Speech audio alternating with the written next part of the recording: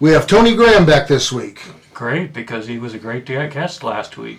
I loved his pictures. What surprised me is how he got such startling, vivid colors in his pictures.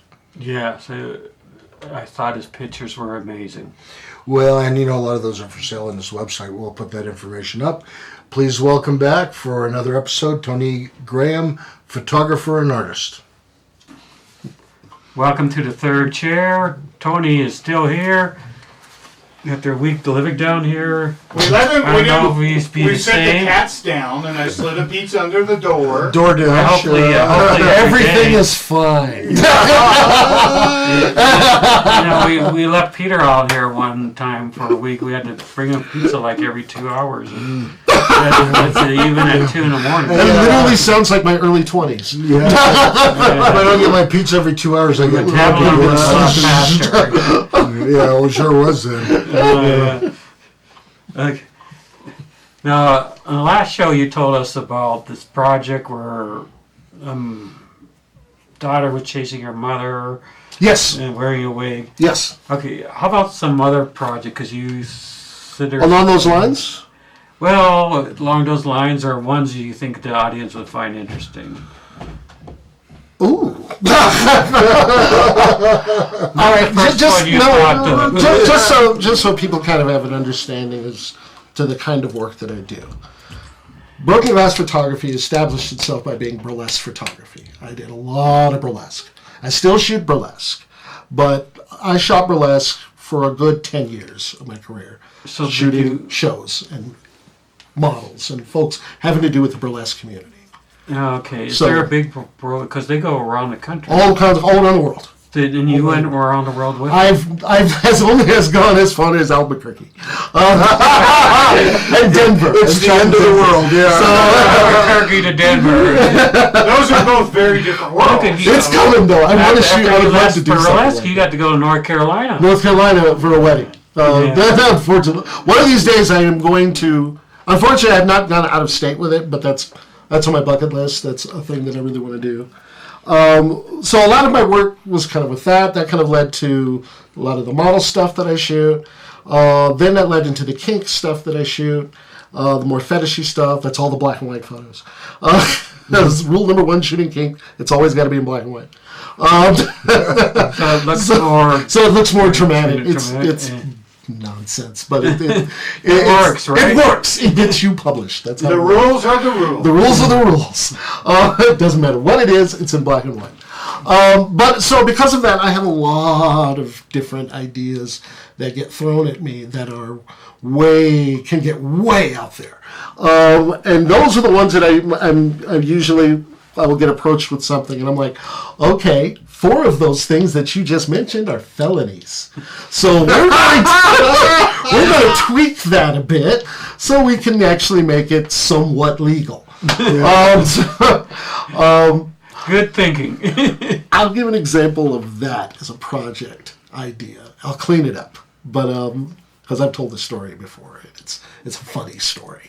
And it kind of gets you in the mindset of some of the things that you don't necessarily think about when you're doing a photo shoot. That after the fact, you go, oh, okay. So we should have paid more attention to this. Had asked to do a shoot with a couple of friends of mine, who both out of Denver. He is a shibari rigger who knows how to tie ropes on people. She has modeled for him before. So we had this idea. We're going to go out to the Hayman Burn Scar. Where it's all desolate. This was years ago. I don't know if it still is. But they're supposed to fix it, and I think the state fixed it a little. Okay, but back then it was just white. They changed the law because of that, because they said now they have to pay money up front for any damage that they might do, and then if they don't do damage, they get the money back. But Haven, they just dug it all out, and the state says, you're supposed to fix that by law. And they said, we don't care. We don't care. Back then it was just white, burned out ash trees. Yeah. It was incredible. Yeah. So we went out there, and we were just basically going to do a scene where he was going to tie her to a tree. He was going to pour beer on her, pretend to like mess her around a little bit. Then he was going to walk off drinking a beer, and she would just be left there tied to a tree. We had a blast. We laughed through the entire shoot. Had an incredibly wonderful time because we're just goofing off. Take the shot and then goof off and take the shot. So they're going back up to Denver. I have to come back home to Manitou. And I'm like, all right, I'm going to get home. I'm going to throw some on the computer, kind of take a look at a few, and send you guys some proofs, see what you guys think. So I start looking at them, and I panicked. Because if the young lady went missing for any reason, me and my friend are in a lot of trouble because it looked like really bad things were happening. And I'm like, oh my God. So I called him, which is funny because I never call. And dude, where is she? He's right here, we're having lunch. I need you to take a picture of yourselves together, time, date, stamp that, and send it to me. Because You want proof that she was alive after? we need to, she was fine. Next on Nightly News. Hey, thank you. I'm a Forensic Files episode. So, but it really it was fun. It ended up like, I've had cops called on me during photo shoots because somebody took See something and away, they just think it's something else and it's not. And I've been chased out of places, but the motto is like, get the shot, and then you'll deal with the other stuff later. That's just like the film world around here. Thank you don't you. have the license. Let's Shoot it real and quick get out. and then get out. Now, I'm not recommending that you become a lawbreaker if you're going to be a photographer. Once again, no, the third year does. No. We don't endorse the Doug's pews. Don't but if you're presented with an opportunity and it's right there, before they tore all the stuff down in Rustic Hills, there were those old empty shopping, basically shopping centers. They became drug dens. And they were all up in all where the Rustic Hills area is. They finally knocked all of it down, but I've done shoots in those buildings that are amazing because you have Hypothetically speaking. Yeah, you have. Look like they're done there. Yeah, it was just so it's. I can't really think of the artist who said it, but it's like sometimes being an artist is like being a slightly more respected criminal. Because sometimes you're going to do some stuff that is. But you see something sometimes and you gotta say, get the shot. that it would be interesting, and it is. Well, in all fairness, too, sometimes the cities charge so much for permits and stuff, they make it unaffordable. Mm-hmm. You can pay hundreds of dollars for the right to shoot on a road in the middle of nowhere. And a lot of that stuff I don't have too much of an issue with, especially if it's like what's the one over by Garden of the Gods? There's there's like a pioneers style homestead milk up there. You actually have to pay money to shoot there. Wow. And, I think I know what you're talking about. And I like the spot. It's a really pretty spot. If you have a family and that's the aesthetic they want to go for, it's perfect for that. So those I don't have too much of an issue with. The stuff that probably gets me more than anything is national parks that do that. Yeah. And that's kind of like, come on, that's a national park. That should be the And they're cheapest. already taxing us for said national park. Yes. And it's kind of like, come on, you're going to have me pay to get maroon bells now? Or, well, I've never shot there because I don't know how to do landscape photography. I'm not good at it at all, so I don't really mess with it. Well, and that's a good point, too, that just because you have one style of photography you're really good at, it doesn't necessarily translate into everything. Exactly. And plus, landscapers, that's But you had that picture with the couple under the trees. That's a good point. Now, oddly enough, this is why that picture works. I don't do landscapes. On occasion I'll try one, but it's not something I really You're want to not put a your lot of energy specialty. into. I love architecture photography. Oh, okay. So when I see those crossings, it reminds me of a Roman cathedral. Okay. And I'm seeing that as, a wedding scene. It really, really works. But, I mean, architecture stuff, just going through New Orleans and shooting on the streets there, going through Chicago and shooting on the streets there. Yeah, but those cities have some really amazing history. Denver. During the pandemic, every architecture photography worth their salt was out doing a series of black and whites of an empty street and calling it Dissolution, the Pandemic or something. And we were all very serious artists for a hot minute there. And you understand why, because there wasn't much else. There was nothing else to do. I'm just really upset that I have to pay a permit fee to have someone take a picture of a bear chasing me in the national park. You think they'd be like, you know what? I would let you use that photo because he died to the end like a man. The perfect postcard. Yeah. We'll talk more about photos when we get back.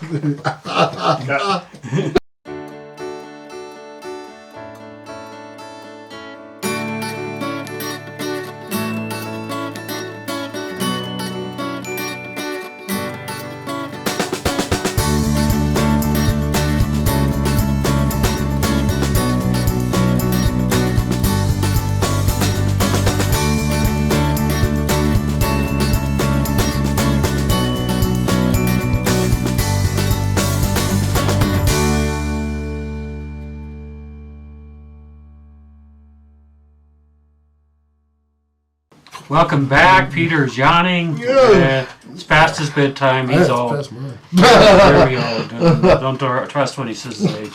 I need caffeine. And then Tony's back. He's ready to go and He's ready to go. answer these questions. Let's do it. Do you shoot on film? I do. I have a few film cameras. I have a refrigerator still full of some expired T-Max 400 black and white film that I've got an idea for. I just gotta have the time to go shoot it. And I have a large format black camera, one of the old school ones, using large format film. And that's how I came up with shooting film. So I love shooting film. So when you decide, like, I want to use film for this, how do you decide? Usually those, I don't tend to do the film when I'm shooting something professionally, just because I don't have as much control over it as I do the digital stuff. I don't have a dark room, so I would have to rely on other folks to get it developed and all that good stuff. So I tend to use the film specifically if I have an idea in mind. Either it's I'm testing out a film that I'm not familiar with, or I have a model and an idea, and it would look great with that nice grain of a black and white film. So it really, and if I'm using the large format, I have no earthly idea what I'm doing. It's something you play with. You're not trying to take. At least me, I'm not that skillful of it with it. I just like doing it, but it takes 30 minutes to set up a shot, so I'm just. Sometimes it's fun to play with it, don't Oh you? yes. Oh, absolutely, absolutely. See what happens. I mean, but what a difference between setting up to take one shot versus digital where you can crank off 1,000 in 10 minutes. My Yeah. grandmother had one of those cameras. You couldn't look through it. You just had to point it. Was it a screen on the back of the camera? No, I don't think so. I think okay. it was just. She looked down like this? No, I think she just had to aim it. I think I Because see it sounds like a picture. medium format. One of the Raleighs. I think it was a Raleigh. Okay, that's a medium format. That's not a medium format. It's a dual format, or dual flex. Dual flex, and it was popular in the 50s, 60s. Well, 40s, see, 50s, that would have been perfect. Yeah. Because And it was late 60s when I saw it, and when I looked like 20 years old to me. if I ever had like a part of the $50,000 would be to find one of those original ones and just sit it on my counter. I wonder just what my look at it. grandmother would Well, but I certainly remember, the late 70s, 10th grade, 11th grade, some type of Canon, handheld light meter, 35 millimeter, taking it into the dark room, developer, wash, Never fixer. forget the smell of those chemicals. Oh, I used to mix them. Oh, yeah, those chemicals, they yeah. really smelled interesting. Photography paper. Do you remember, photography paper, putting your negative Yes. in the projector thing and projecting it onto the photography paper and then developing it? Oh, man. Yeah, there's a photographer I follow, Brian Tryon. I'm name dropping everybody. He teaches film and still shoots with his Leica film camera, and his stuff is astonishing. But he shoots film. It's there's a bunch of us still out there. We're still out there. But film, especially for movie and so forth, is awfully expensive. 35 millimeters insane. Yeah, it's much worse than it even was back in the day. But guys like Chris Nolan Yeah. will shoot on 35 millimeter film. And he's got the skill to make He it can work. make it work. So, what piece of equipment do you bring to every shoot that you can't live without? Memory card. That's easy. Oh, Memory yeah. card. You don't have a memory card? Memory You card. have literally nothing. Memory card. And you remember to back up, too, And right? back it up. Yeah, Back he it up. did Back it up. Unfilled memory card. Ooh, Probably more than one, right? I take 8 memory cards with me on a shoot. Eight? 8. Whoa. And How many do you end up using? 1. One? But just to have the backup. I've had times early in my career where I showed up to a shoot and I brought my lights, brought my lenses, brought my bag, brought my backdrop, the model's ready, the lights look good, open the camera, no memory card. The entire shoot is canceled. And those stupid little things will break easily. Exactly. They're not designed right. So Exactly. Eight is a good number to bring. It will, fresh battery, a close second, a very close second, but You bring a couple batteries, too, right? 4. Yeah. 4? Yeah. We have about 8 batteries we bring on location, and yes, we have 8 memory cards. There it is. I never even knew that. Redundancy redundant. And then how do you stay up? I mean, a lot of the technologies are just coming at once. And I'm sure in the photography business, I hear about these things. And how do you keep up with them? Well, I used to work at a camera. I used to work at Mike's Camera. I know Mike's camera. Yeah, I used to work there for a number of years and loved the place. And you always get like the periodicals and all the stuff that say, hey, we got the new Flashbang, this is the new thing. And the thing and plus I actually keep in touch with people who work still in the industry, either for lenses or for cameras or what have you. So they say. So hey, every once in a while, I one go, lens. dude. The thing of it is, it's like with photography, and this is my opinion, and I definitely will have people who will disagree with this. I am the firm believer that if you have a system that works for you, use that system until the wheels fall off of it. Don't worry about what the newfangled thing is actually going to come down, because at the end of the day, it's still shutter speed, aperture, and ISO. It is the same stuff that has always been the case for photography since there was a camera. So the new stuff allows you to do incredible things. I would love to have a mirrorless camera. Canon makes a few. Sony makes some amazing ones. Because you can shoot in complete darkness in some of that stuff. Wow. It is really, they can really do some incredible stuff. But it's not going to necessarily make you a better photographer. It's going to give you a lot more options, but it's not going to necessarily make you a better photographer. Find yourself a piece of gear that works for you, that you're comfortable with shooting, that gives you the results consistently that you like. and go with that. You know, that reminds me of that old saying about it's the poor craftsman that blames bad results on his tools. Yeah.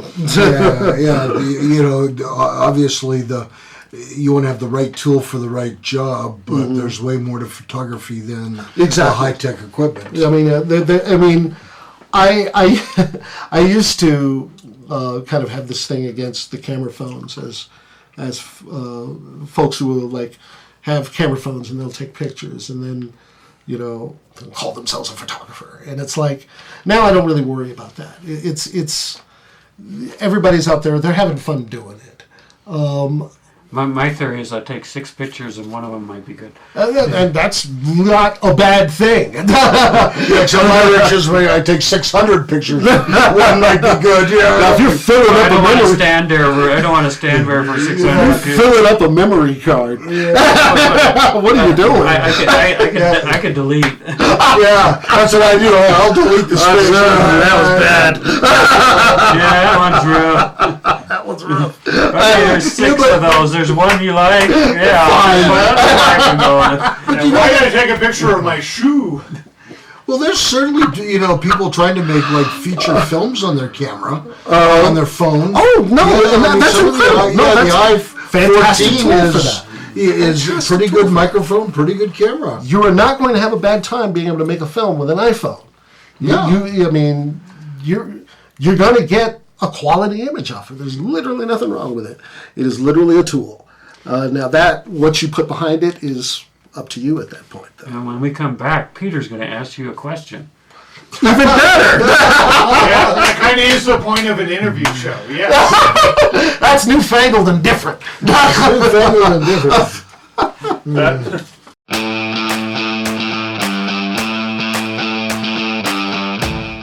Real people, real stories, real life. We're looking for guests. We're looking for you here on the Third Chair. I'm Peter, that's Doug, and how many different ways can we have guests? Oh, at least 3. We could have them here in the studio in Colorado Springs. We've had guests all the way from LA on Zoom, and we have gone on location, and we got our 3rd one already in the planning phase. Awesome. Send us an email and we'll get you on the show.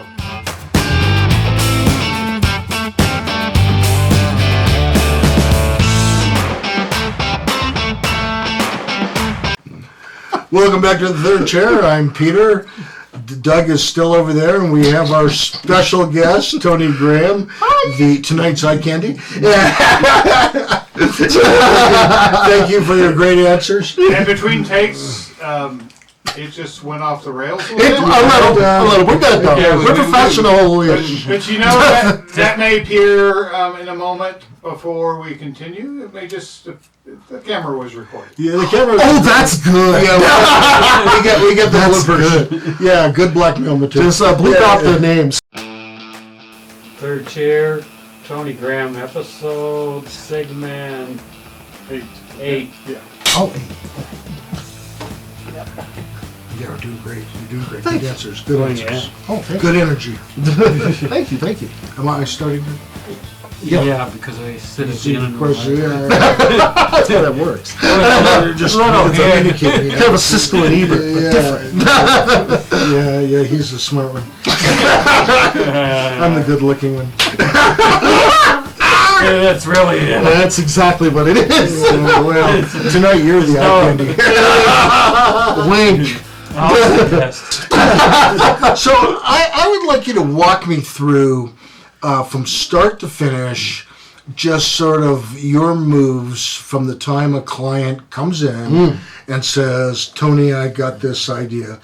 So like, what if I came in and I said, Tony, I got this idea. I know it's going to sound crazy.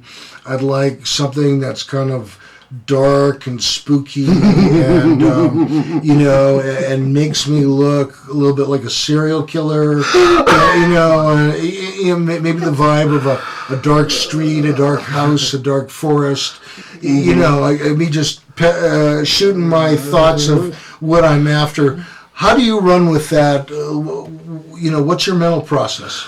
First thing I usually will do is have a meeting, either a video chat or a chat or face-to-face, whatever, just to try to narrow down the idea into a format that it becomes, okay, I can map that out and how to shoot that.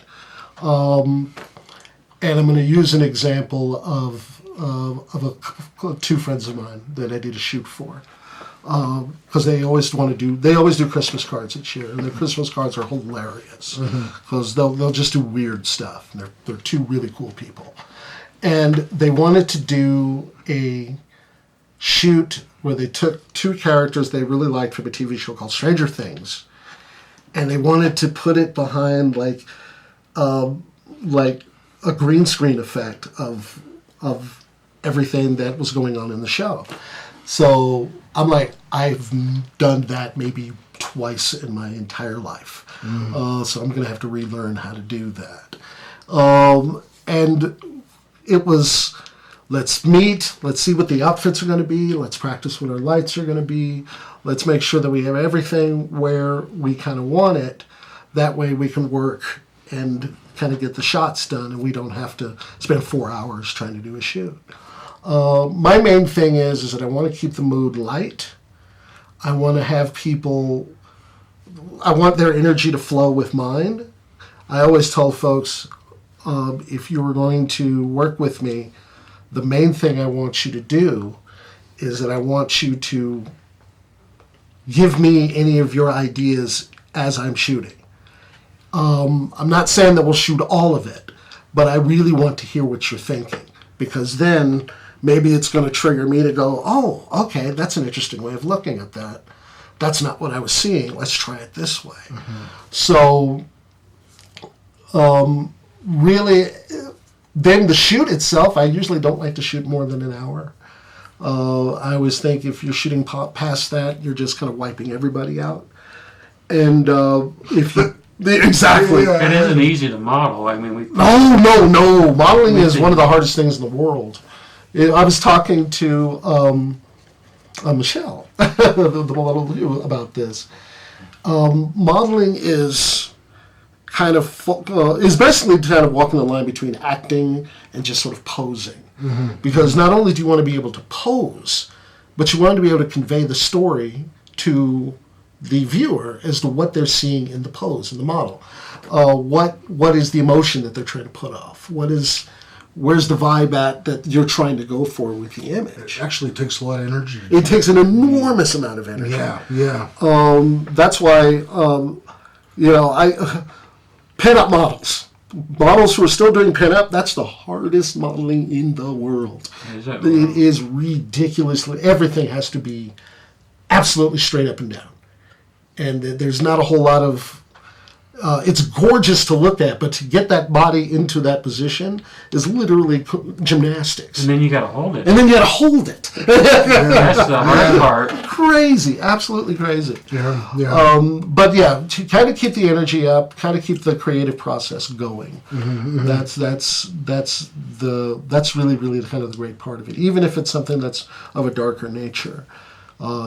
Actually, kind of especially if it's something of a darker nature. Yeah. Okay. Let's have a big laugh together. We're going to shoot the syrup.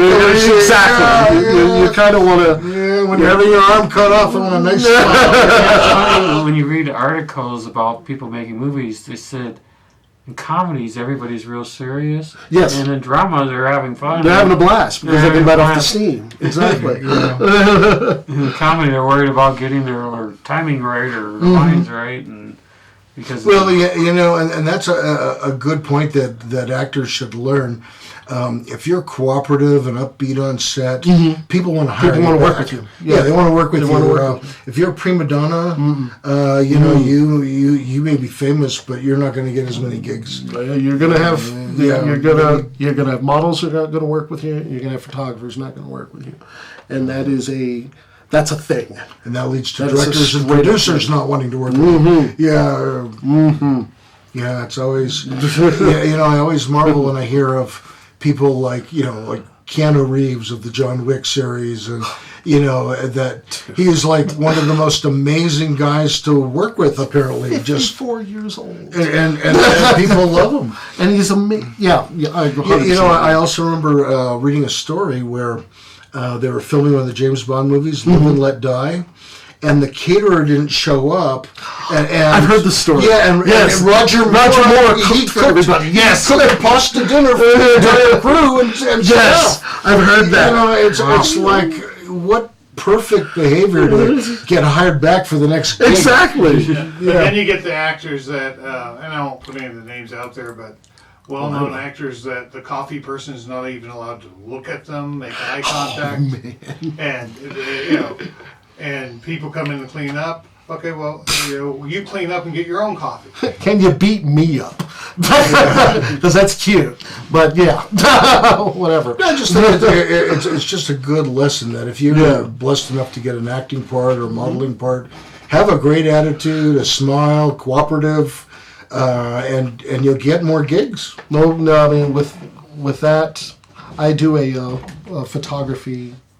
I run like a photography thing every third Wednesday. Yeah, workshop, photography class at my the space Voodoo Leatherworks called the Broken Glass Photography Night. And basically, we come in, we get a bunch of photographers to come in into this a very unique space. It's a dungeon, so it's a unique space. And we get models to come in and photographers to come in and kind of work together. And it's very fun. Lots of high energy. It's a lot of fun.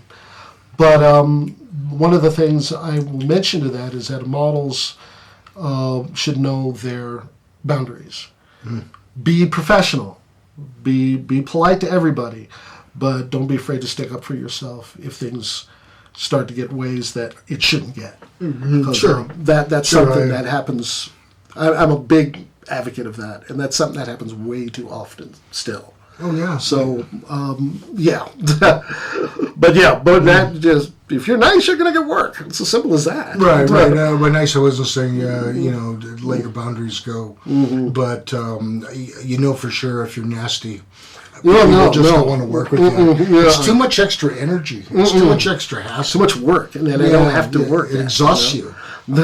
Exactly. Like a toxic vampire. Yeah, so, I know what I was going to ask you. What's your style? Bright and airy? Dark and gloomy? Would you say you have a style in that regard? I do. I blatantly rip off Helmut Newton, legendary, iconic fashion photographer of the Helmut Newton, Belgian. Oh, I have never heard of him. He did a lot of like Hollywood actors. He has some great and musicians. Wasn't he in like Life or Look or something? He was in Life. He was in Vogue. He was in Vogue a bunch of times. And his work I have blatantly ripped off for 10 years. He's very stark. Look him up. Very moody. Very stark. I love black and white more than anything else. If I'm shooting something for myself, it's usually black and white because of that. But Nice. something dramatic is what I like to try to go for. No drum with you, I see. We're going to take a break. Are we gonna look at pictures? We're going to look at another 4 pictures. Yeah. Let him talk about his work. Sweet. Thank you.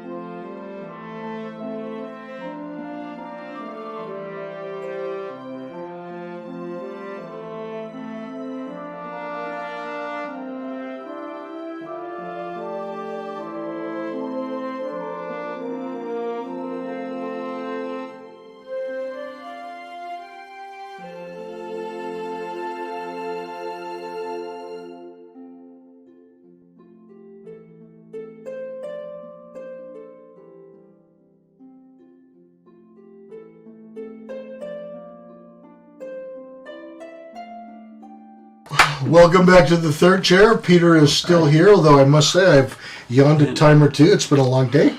And Doug is here, and our special guest, Tony You were Graham. sharper last week. I was sharp last week. The caffeine's wore off. I did do an afternoon Rockstar energy drink, but it's and a big cup of coffee, but it's wearing off. There it is. Wearing off. When you guys are wearing the same clothes as last week, I don't know what's going on there. Well, I did change my socks. Your wife liked his shirt.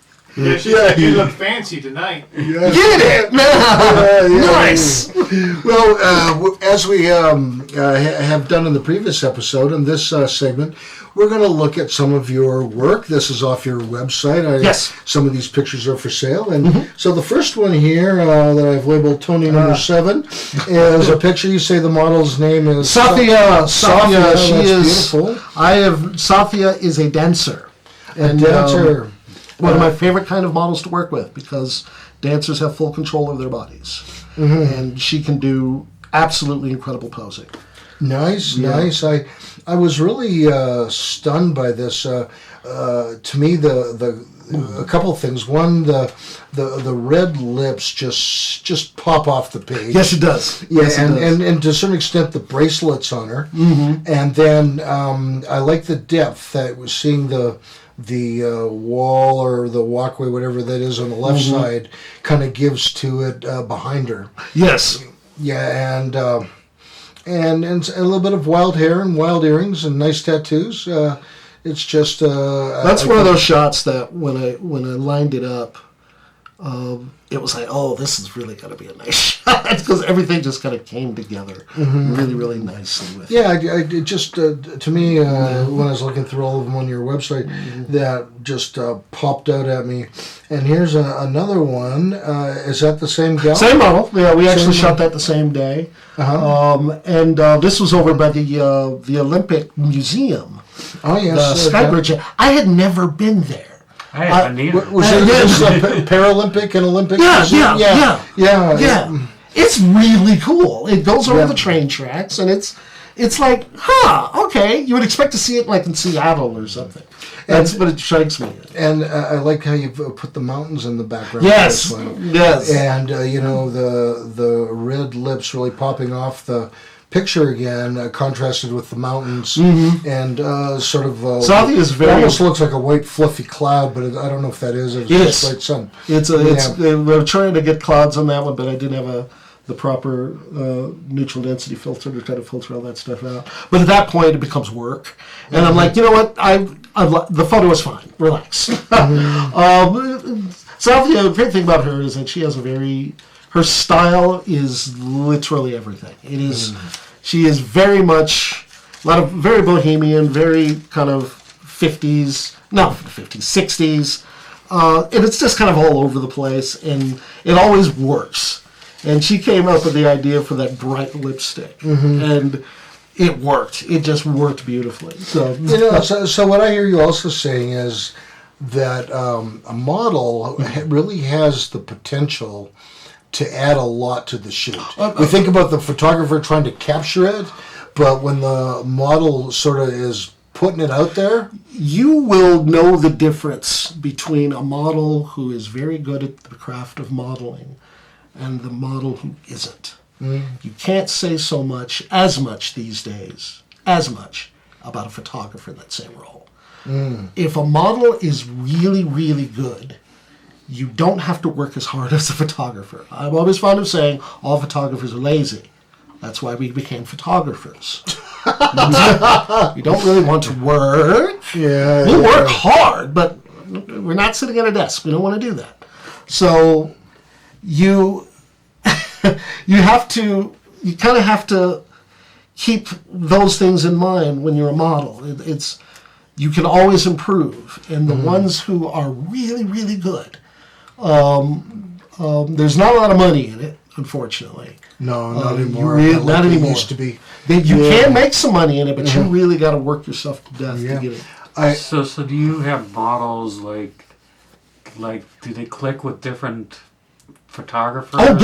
Absolutely. I mean, absolutely. I mean, Joe down here, it might not click with her.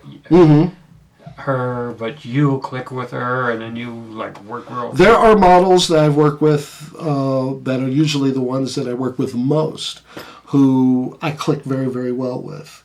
And so we're able to get, like, my ideas were, I was easily able to convey ideas with these models. Or these models will have incredible ideas that work really well with what I do. So, Pandora Song, Holly Rebel, Syria Lane, those are three that, Zathia, those come right off the top of my head. But those are the ones that, if I'm photographing them, it's because I have an idea. And they are the perfect person for that idea.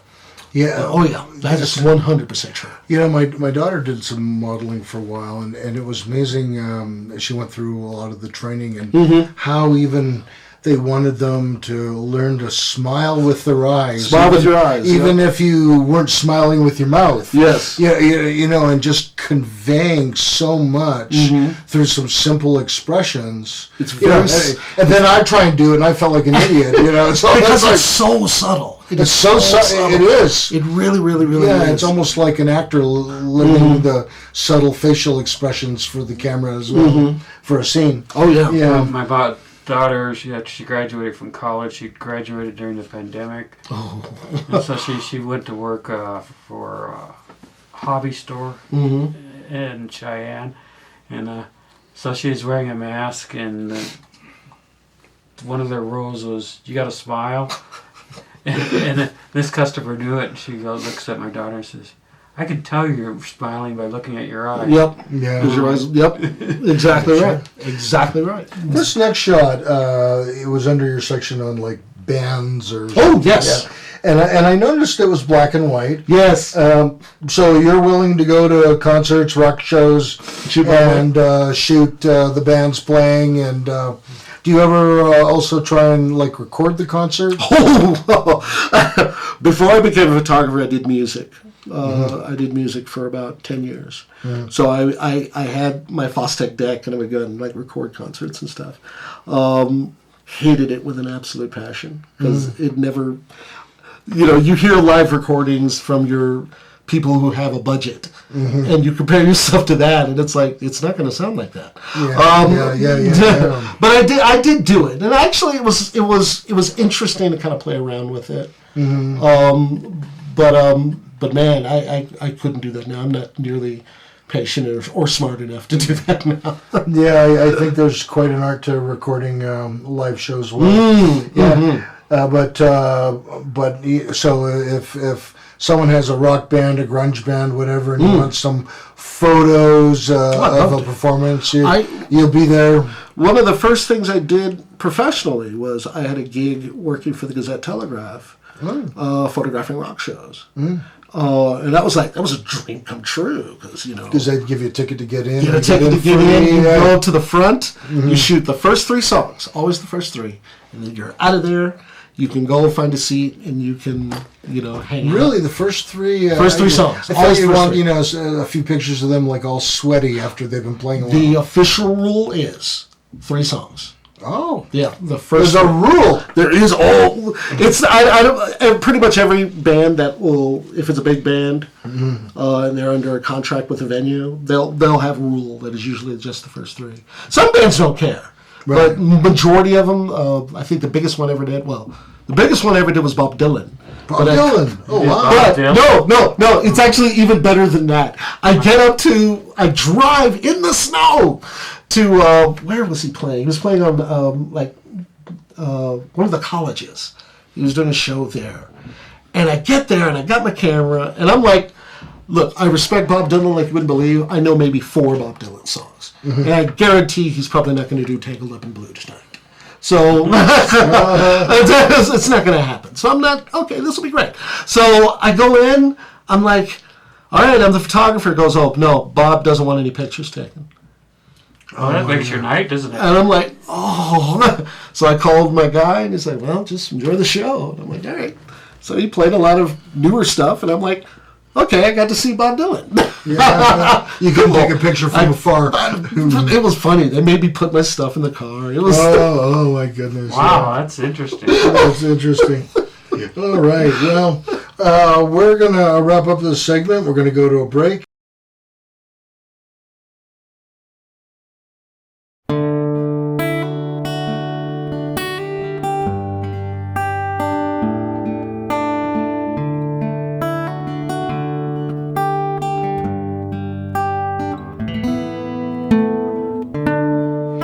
I'm Peter from Pikes Peak Recovery Coaching, and as you know, I do help people with drug and alcohol recovery issues. I love to help people get better, but I also offer a variety of other services, including regular life coaching services. I've helped several people write and finish a book. I've helped a doctor that was in medical school graduate and then get into a residency.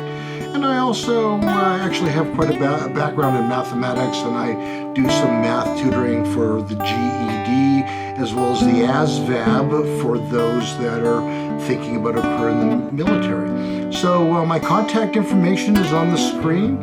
Please send me an email or a text, and we can talk about some of these services and how I can help.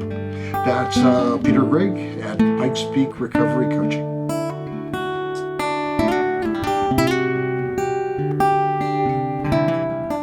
Welcome back to the third chair here, the final bit of time together, and we are here with Doug and Tony Graham, our special guest, photographer and artist. And he gets out of this basement after this. Yes, I've not been in too many better basements than this, but I've been in basements for a while. Yeah. We'd like to think that with all the camera equipment, it makes you feel a little bit like It does. It's like home. It's like sleeping with a good teddy bear. Yeah, It's right at home. So we're gonna our final photo that I looked at. I thought it was just stunning again for the contrast here. This model up against a brick wall. Very pretty face, nice lips popping out, some nice contrast with a blurred background it looks like this time. When do you like to, do you often with portrait shots like to be in the background? Usually will do a shallow depth of field shot, a bokeh shot, when I'm shooting portraits, because that's when I started falling in love with portraiture. That was one of the things I fell in love with, was that drop off. It is traditional photography. It's traditional portrait photography, and I'm very, very much into that style. That's also one of those. Every once in a while, we talked earlier about doing things as an artist to kind of keep things fresh. Every once in a while, I'll try to come up with I want to do a shoot, but I'm going to do it at this time of day. And I'm going to use this lens, I'm going to use this camera and this specific setting and nothing else. And that was one that I did with that. And it was one where it was just, I just needed to, that's Tiffany, she's also a fantastic model. I was like, hey, come to old, that was in Manitou Springs, come into Manitou Springs, put on something cute, we're just going to walk around using the sunset, and it was just a lot of fun. It just doing stuff like that where it's not necessarily challenging your abilities as much, but it's more, what can I do with this one setup, and just see what I can create with that. I was just thinking with the sort of the classic portrait with the blurry background, or that would be good for a horror shot. If you could have the evil person or the back there, but blurry enough that you can't tell exactly who he is or what he's doing, and and the victim nice looking. That is literally horror shot 101. That is exactly what you want. Exactly what you want. Sure, just to create that suspense and mystery. And I love shooting stuff like that. It just, you don't know what's going on, but it's not nice. Yeah. So you have to kind of put that in your head. Yeah, and something's going to happen. It's just a matter of when. And yet you probably don't have time to go get popcorn. Stay there. The music's gotten quiet. Yeah. So, I assume you're still taking new pictures, new clients, new models, new people. What's the best way for them to get a hold of you? Email address is actually the best way. Broken Glass Photo, but photo is FOTO @gmail.com. Also, if you search Broken Glass Photography on Facebook, I'm the one with 6,300 followers. I just remember the number. All right. Because that's cool. So Nice. that's the best way to find me is through there. And so, if someone wants to talk to you about an idea or a shoot, maybe it's high school graduation, wedding, whatever, they send you an email. About how fast do you typically respond? Usually no later than 24 hours. All right, so you're pretty quick on it. Well, if I'm at home and I'm not doing anything, 10 minutes. 10 minutes. I got you. Yeah, you know what I've noticed is that it seems like a lot of people don't respond to email very fast anymore. Now that people are texting, it's like you send an email and like you get a response back in a week. You're right, because it's like, See, when I was an auditor, that was normal. oh, wow. Well, thank you, Tony, so Oh my much goodness, for being thank you. here. Thank you. Very much appreciated. You've been a great Thank you. guest and given lots of fun insights. And check them out, people, especially for special events. We got school wrapping up, graduations. Hit him up to see what he's got available service-wise. Please like, share, subscribe, and hit the bell notification icon so that you know when we've uploaded another video. Good night from the third chair. Awesome. Bye. This is the third